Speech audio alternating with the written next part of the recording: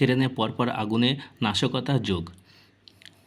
নয়াদিল্লি, কখনো রাজধানী বা মিথিলা এক্সপ্রেস, কখনো আবার পাটনা ফাস্ট প্যাসেঞ্জার ট্রেন। সম্প্রতি একাধিক ট্রেনের কোচে ভয়াবহ আগুন লেগে যাওয়ার ছবি সামনে এসেছে। তবে পরপর এমন অগ্নিকাণ্ডের তদন্তে নেমে রেল মন্ত্রক দাবি করেছে, সবকটি ক্ষেত্রে আগুন লাগার ঘটনায় নাশকতার যোগ থাকতে পারে। এই ঘটনাগুলোর পিছনে সমাজ বিরোধীদের হাত থাকতে পারে বলে মনে করছে ভারতীয় রেল। গত 19শে মে হাওড়ায় দাঁড়িয়ে থাকা মিথিলাগামী হাওড়া রক্সৌল এক্সপ্রেসে আগুন লেগে যায়।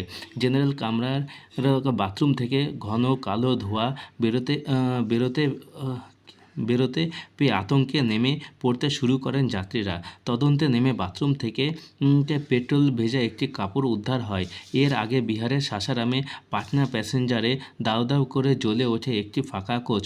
তদন্তকারীদের দাবি, কেউ ট্রেনের দিকে জ্বলন্ত কোনো বস্তু ছুড়ে দিয়েছিল।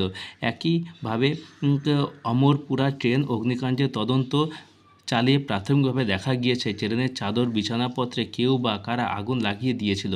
আবার রাজস্থানের কোটাতেও রাজধানী এক্সপ্রেসের টয়লেটের দিক থেকে আগুন ছড়ায়। গত 17 তারিখ রতলামে রাজধানী এক্সপ্রেসে বিধ্বংসী আগুন লেগে যায়।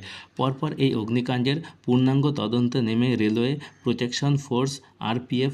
যাত্রীদের উদ্দেশ্যে রেল মন্ত্রকের পরামর্শ, সতর্ক থাকুন এবং সন্দেহজনক কিছু চোখে পড়লে রেলের হেল্পলাইন 139 বা 139 এ যোগাযোগ করুন।